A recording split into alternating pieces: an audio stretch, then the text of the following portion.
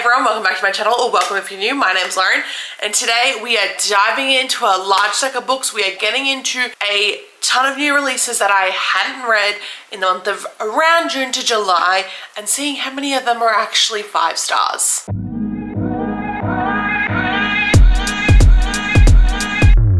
I've been wanting to dive into these books for months, and I just keep neglecting them because other things pop up and I'm like, oh, these are so anticipated, they're high on my list, and I'm still just like not getting to them. These are obviously going to be my non-spoiler thoughts. I'm not going to tell you which ones we're going to be reading in advance. I'm going to let you just sort of marinate with them as we go along and find out. But grab a drink, get comfy, grab a snack. We're going to be here for a little while we read these books. I cannot wait to see what you guys think about it. Let's get into the vlog.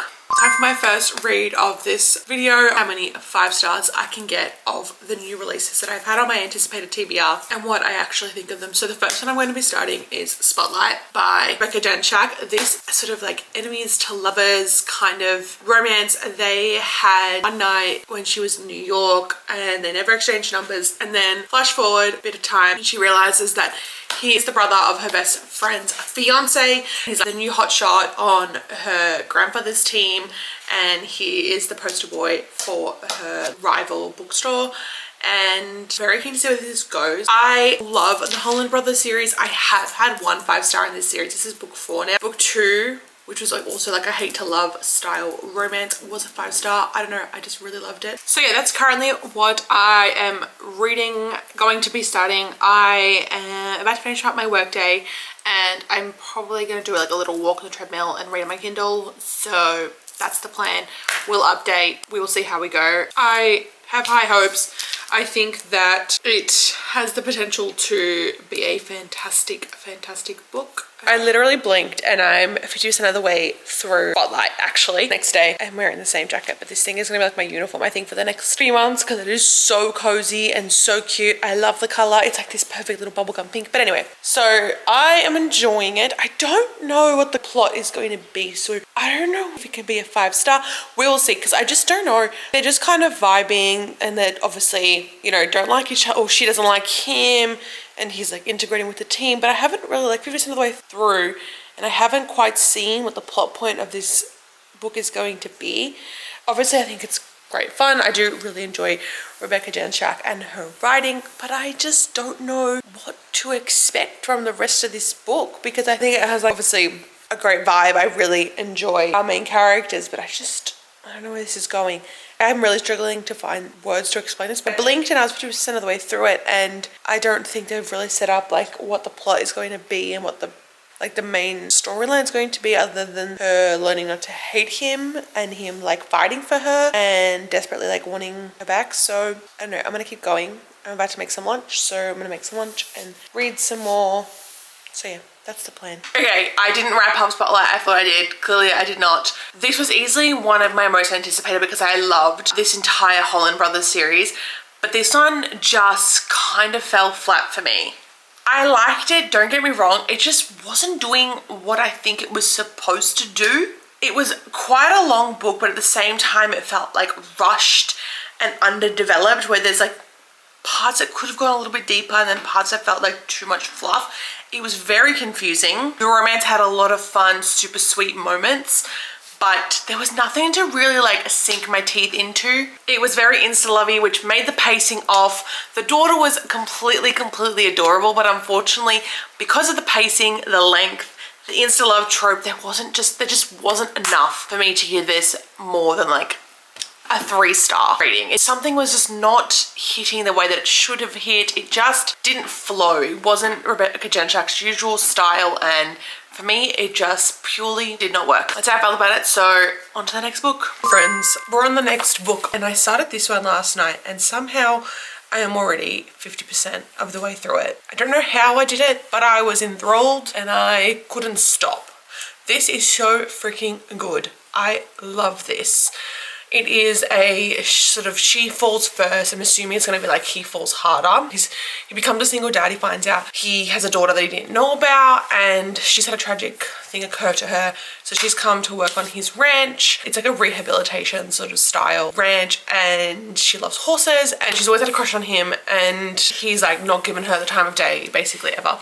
They bicker a lot, and then he finds out he has a daughter, and she has this instant connection with his daughter, and I'm kind of obsessed. It is so sweet. There is something brewing in the backlines. I think I know what's going to happen, but something keeps happening to Lila's apartment, and she is like nervous. Like something keeps like coming in, leaving lights on, opening drawers, and she's like not sure what's going on. We have had a little bit of spice. We've had about 2 spicy scenes, which I'm devouring. They were so good. And we've just as I finished that 50% mark, we're at the point where she's gone into her apartment, things are a mess, and she's like, what the hell? And she's called one of the other ranch workers, and he's come with Emmett, our main guy, and they're like, no, you're not staying here. And Emmett's like, you're not staying here, you're gonna come with me and stay with me at my house. This book can easily be my favorite from this series, like without a doubt. Will it be a 5-star? Maybe. We'll see how we go at the end. But I am reading it really, really fast. So if it doesn't get a 5-star, it'll get a 4.5. That I'm sure about. But I'm loving it, and I'm loving the bond that they're both forming with his daughter, and it's so sad but so beautiful, and I love it. I'm gonna keep reading before I go to Pilates, and then we'll reconvene when I get back. Stolen Dreams. I flew through this. If this isn't a 5-star, it's probably like a 4.5. I haven't quite fully rated it yet, but I loved it. It wasn't like the way that I expected it to be. Didn't expect it to be more disconnected for the original story. That was one of the most intense plots I've ever read in my life. I was completely blown away. Holy moly, I didn't see it coming. I thought it was going a completely different direction.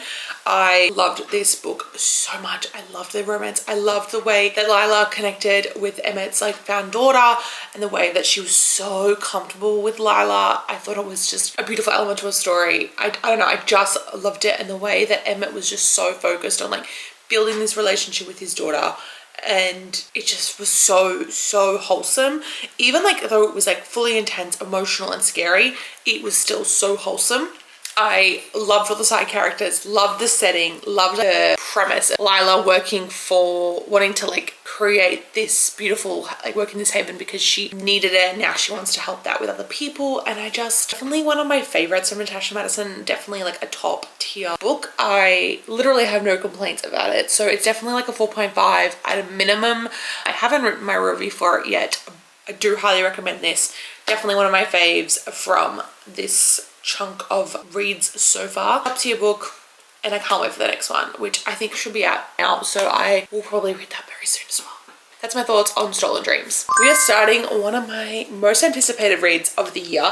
She's a chunky book. This is a Marriage of Convenience from Stephanie Archer, and if there's anything that I love about Stephanie Archer is when she does Marriage of Convenience. This is hockey. These two hate each other. It's the grumpy NHL player. Pretty sure it's Grumpy Sunshine. We are following Alexei. They're getting married so he can attain his citizenship and obviously stay playing in the NHL. He's sort of close to retirement. Yeah, she's a chunky book. This is going to be a long read. Oh, it's maybe not that long. 470, 480. But the writing's, I mean, it's closely in-spaced, and then the writing is kind of small. Also, who the fuck designed this book? This is really bad. Like, I don't know who's reading this like this, but anyway, cool. I'm probably going to do this on audio because it is duet narration and it's apparently amazing. So I think I'm going to do that. I don't remember who narrates it, but I will find out. Please hold. Duet narration by J.F. Harding and Stella Hunter. So we are starting. Gloves off. Marriage of Convenience. Grumpy Sunshine. Hockey. Can't go wrong. So let's get into it. I will update you as we go along, obviously. But yeah, that's all you need to know for now. And I'll see you guys on the next update. Okay, I am just over 25% of the way through Gloves Off. I love this so freaking much. This is what I love in a hockey romance. I just think that college is not hitting for me anymore, and I do need an adult hockey romance. I think that is my preference, but I'm loving it. I'm just like chewing through it. I don't want to stop. I don't want to put it down. It is elite. Georgia is so misunderstood. She's funny, she's lighthearted, she feels like a girl's girl. She feels someone that you could easily be friends with. She cares about people and she cares about herself, which I love. She's very strong. I love a strong FMC.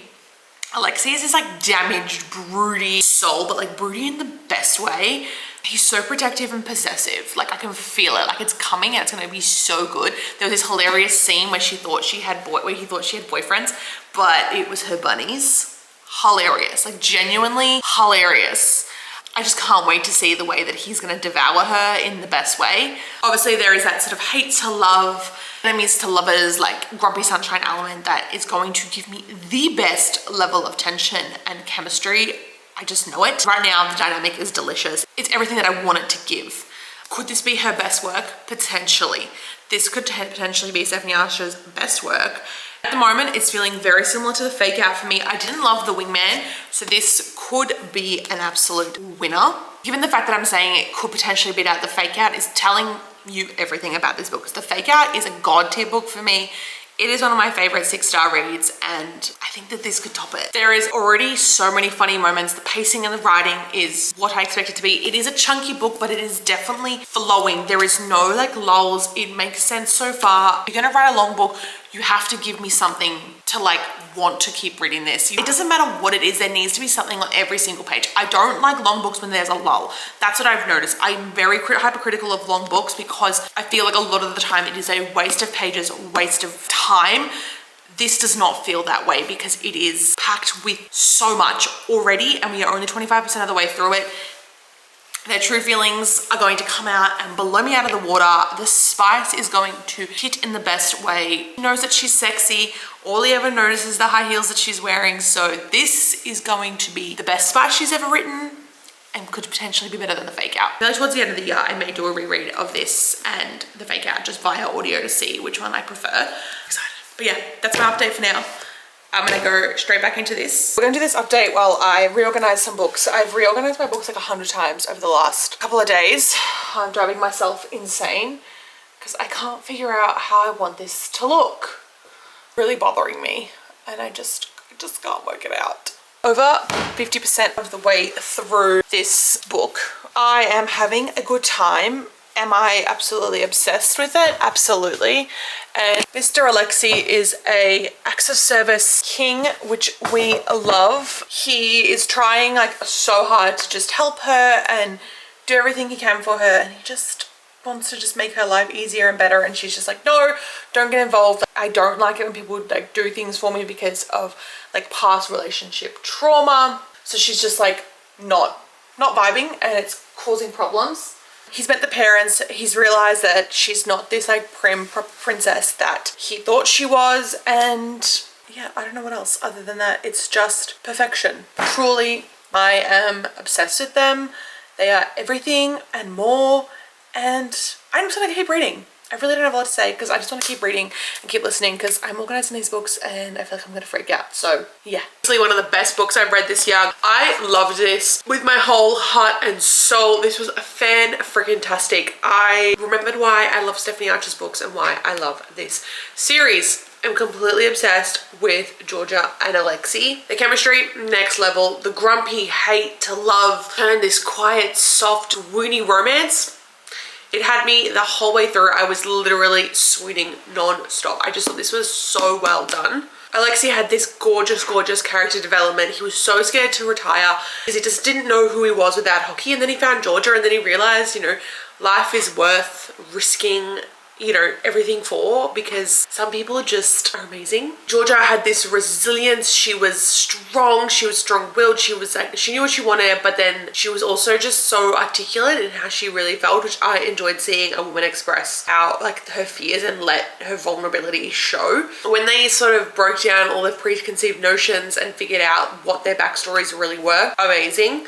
And Alexei is like the perfect acts of service man, flower deliveries, like fixing her car. Alexei is the definition of what we love in a man. Acts of service, do things for us. I don't want to have to think about blue jobs. As always, Stephanie always nails the spice, and there was no third act breakup, which just makes things even better for me as someone that is a certified third act breakup hater. They are vulnerable, honest with each other, open with each other, share each other's thoughts and feelings once they start to develop their romantic connection.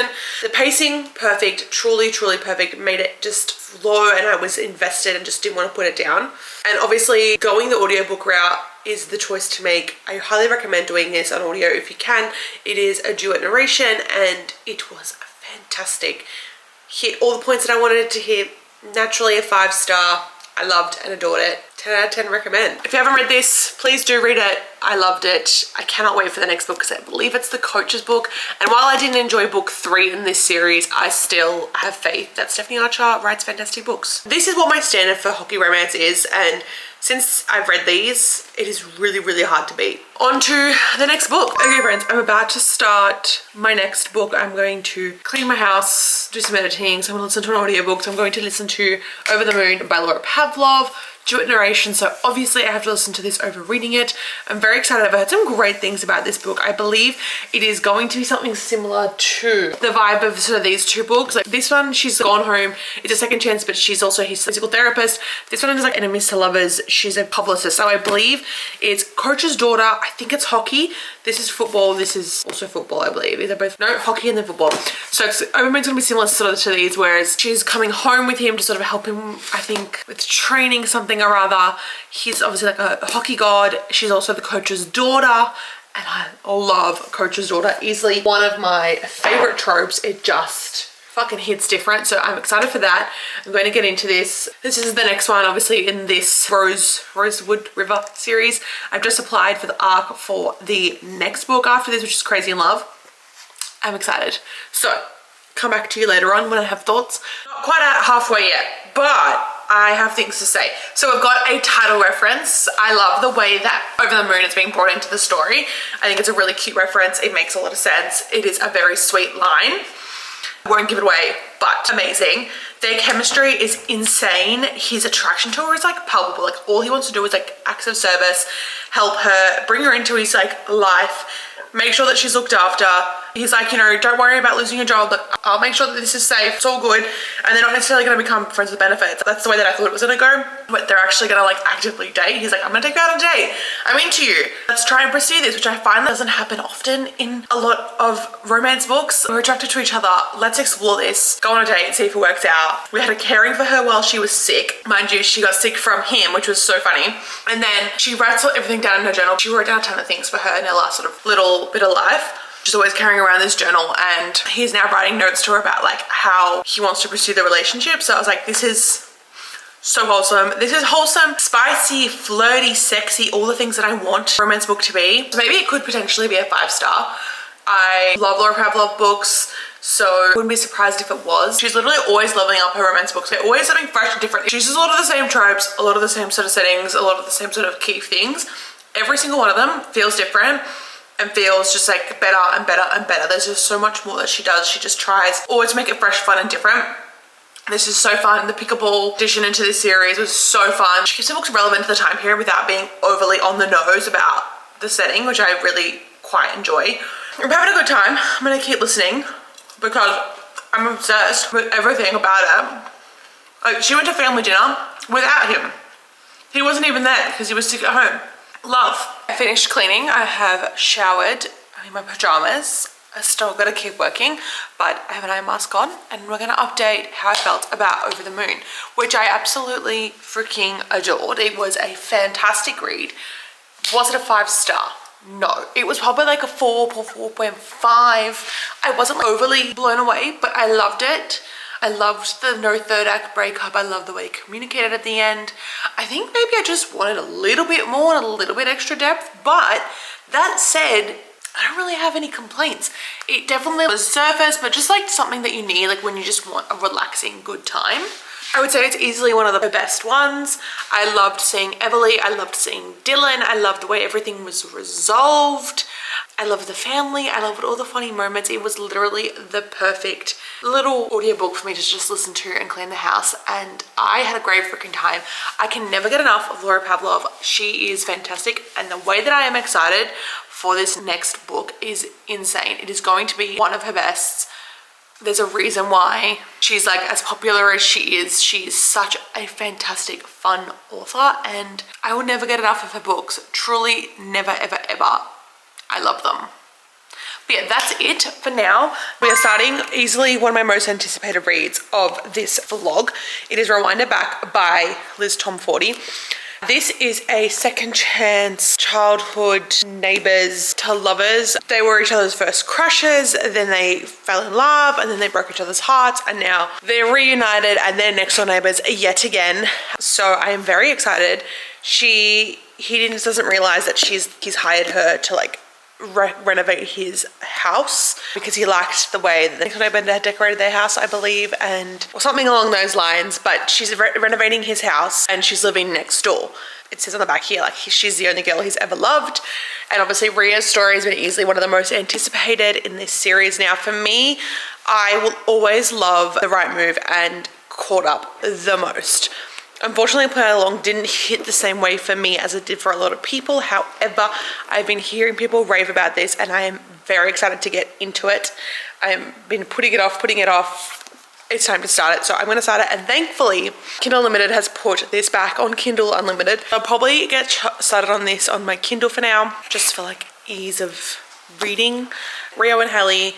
This is 12 years later, second chance, obviously. I'm gonna be really sad to say goodbye. I know that she's coming out with the coach's story for baseball team, and that one is going to be amazing. She's a long one. I mean, this is only like 400 odd pages, 485. So let's get started, let's get cracking, and I'll let you know at about 25% how I'm feeling about it, and we'll go from there. So let's get into it. Okay, I'm sitting in a room that's got a very white wall, but it's fine. My books are right there, but this is upside down. So I am officially halfway through this. I'm up to chapter 20. I've got it on my Kindle, but 21. So that's where I'm up to. Now, is this going to outrank The Right Move? I think no. Because The Right Move is truly one of the most special books that I've ever read in my life. Will it outrank Caught Up? That is yet to be seen, but I love this so freaking much. I just love it. Now, I think I have worked out why they broke up and what happened. I think I have. I won't say what I think because obviously that's a spoiler, but I think I may have worked it out. I could be completely off. I think it's going to really hurt. It just depends on like what happens. They have had their first kiss, which I thought was really, really sweet and cute. They have admitted that they miss each other. They're reconnecting. They're doing their mixtapes again. They're going on drives. She's being integrated into the friend group. They looked after all the little kids together. I am obsessed with all the small moments. It's truly so freaking sweet. One of the best books I've ever read, that's for sure. It's going to hit the way that I want it to hit. Is it going to be a 5-star? I think probably. I think it's just going to depend on whether it's going to take second or third spot. Because my current ranking is first to last. So first to last is obviously The Right Move, Caught Up, Play Along, Mile High. But I feel like I may need to do a series reread in December and figure out whether Mile High or Play Along outranks. Which one outranks which? Because I didn't love Play Along as much as everybody else. But The Right Move is just so special. That book I could reread 100 times over and never get sick of it. Truly. So I'm going to keep reading because I'm super invested. I'm obsessed with them and I think I will be forever. Because and Hallie heart, and he has her saved in his phone. It's a Hallie H heart. It's just obsessed. Cannot love this enough. I'm probably going to finish this tonight. I thought I wasn't going to. But I think I will finish it tonight because it is now 7 o'clock. I'm gonna eat my dinner now and read my book. Read this while I eat my dinner. And then I'm gonna keep editing and listening. Good morning. I'm wearing the same jumper that I wore yesterday. My hair's a mess. It's fine. It's been a busy morning already. I've already ordered the groceries, meal planned, and then what else did I do? I finished this book. So let's debrief while I make my second coffee of the day. I'm someone that will easily have like 2 coffees. Sometimes like I need to drink 2 coffees before 11 a.m. That's really not abnormal for me. I loved this. I adore this with my whole heart and freaking soul. I didn't do another update because I was engulfed in this, and then this morning I had to finish it. I was meant to read more last night, but I ended up scrolling. This made me cry. I was like obsessed. I was reading it on my Kindle and I was on the toilet crying. I looked like I was like a mess at life. This is easily one of the best romances I've ever read. It is beautiful, it is wholesome. Rio is everything I could wish for in a man. And Hallie, like what she does right at the end, I think that'll stick with me for the rest of my life. No third act breakup, which is always a win. I love the found family. The found family is like next level, and Rio's relationship with Indy is unparalleled. Indy and Ryan have always been my favorite. These two come very, very close. I think this and Kai and Miller's story are very, very closely matched. I would struggle to pick like a top out of the two of them because they are both so freaking beautiful. If you haven't read the Windy City series, I highly recommend it. I loved the epilogue, was one of my most favorite epilogues I've ever read. Especially because it wasn't one that involved children. It was just so wholesome without being like a pregnancy, everyone having a baby and blah, blah, being married and blah, blah, blah. It is heading that way, but she's set up for the next series, which I am so excited for. I'm so intrigued. And I think the book that I'm actually even more excited about is the Hot Coaches, Miller's dad's story. All the references to her dad in this, I was cackling. But for the year, I was really struggling with 5 stars. In the second half, I have been doing so much better. Reading this just showed me what I like why I have been missing a lot of 5 stars, because they're just not a lot of authors are doing like funny moments, emotional journeys, romance, spice. The spice was giving. I think it was only like 3 very well placed spicy scenes potentially. I don't really remember exactly. And the spice was good. Like we had like phone sex. We had watching him masturbate. It was well placed, well thought out. Liz Tomforty is a queen with romances. She writes very long books. I just think there is something that she does well when it comes to writing a thicker romance, and I think that's what's lacking. A lot of authors are writing really long books unnecessarily. We have a 5-star in this lot of books, and I'm happy about it. I'm really, really happy about it.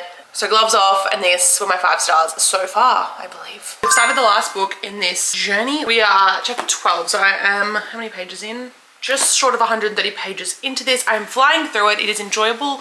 Is it giving a 5-star feeling? I'm unsure yet. So we have Aiden and Lucy. Aiden has this like romance radio show, and Lucy's daughter calls her in going, my mom's not dating, my mom needs to find love, she's lonely, blah, blah, blah. And she ended up taking up the call and was like, what? And she gets really vulnerable online, and then it goes viral, and the radio station is like a dying entity, so they've gone viral and they're like, we need to capitalize on this. So they call in Lucy to do the show with Aiden. She's very physically attracted to him. He fumbles over his words the first time he sees her, and this is typical BK Borison. There is just this quirky, quintessential like romance. It is what you expect from a BK Borison book. It could be a 5-star potentially.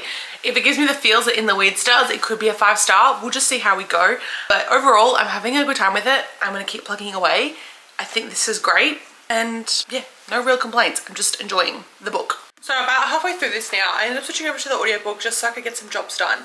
And I'm enjoying this. I'm not blown away though. I'm having a good time. I'm not getting much. Their attraction to each other is growing, but it's very slow moving. There's not a lot happening. So I think I'm gonna leave this here and then update you guys at the end. I'm just not feeling enough for this to be a 5-star. There's just something lacking. It's like dragging a little bit, but I'm also like super invested. So I don't know, I'm gonna keep going though. I don't hate it. It'll probably just be a 4-star. But anyway, I have finished First Time Caller. Unfortunately, this is a 4-star. It was good. It didn't blow me away. I don't know. I just wasn't like obsessed with it. I think maybe there's a little bit that could have been cut out of it, but then again, it was fine. I was still like into it. I just don't feel any kind of way about it. I really just don't feel any kind of way about it. And that's the bottom line. I had a good time. I loved the ending. I just think that there was like something missing from like the way that the plot developed. I think we didn't get enough dates, or we didn't get enough of their romance brewing. I don't know, there was just something lacking, and it just didn't hit the way that I expected it to. But I would say it's a solid 3 to 4 star. I still recommend it if you're looking for an easy breezy read. It just wasn't a 5-star. But that's all the reads. That's all I'm really gonna say on it, because I don't think I really need to say much more. It was good, it just wasn't that good. So I'm gonna go, and I will see you guys in the outro. We are here to wrap up this video finally. It's been a long time coming, so let's wrap it up. Of the 6 books that I read, I had 2 5-stars, and then I had 2 books that come very, very close, like a 4.5, 4.75. So my 2 5-stars were Rewind It Back and Gloves Off. Amazing, amazing, amazing reads. 2 of my favorites, definitely top contenders for top 10 of the year. Loved these so much. Then we had Stolen Dreams and Over the Moon, get like 4.5, 4.75. Those 2 were amazing. Definitely a top faves from both of those authors. I loved them so much, highly recommend. And then my 2 flops, unfortunately, were First Time Caller and Spotlight. Now, do I think that they were bad? No, I shouldn't call them flops. They just weren't, they didn't hit the mark that I expected them to hit. They were very, very good. Just not my faves, unfortunately. I do highly recommend. I just didn't overly love. I think that if you're looking for great romance books, I think that these two are where it's at, obviously. And then anything from Natasha Madden and Laura Pavlov are great ones. So I hope you guys liked this video. Don't forget to like and subscribe. Comment below if you've read any of these and if you rated them 5 stars. I would love to know. But other than that, happy reading. I'll see you guys in my next video. Bye guys.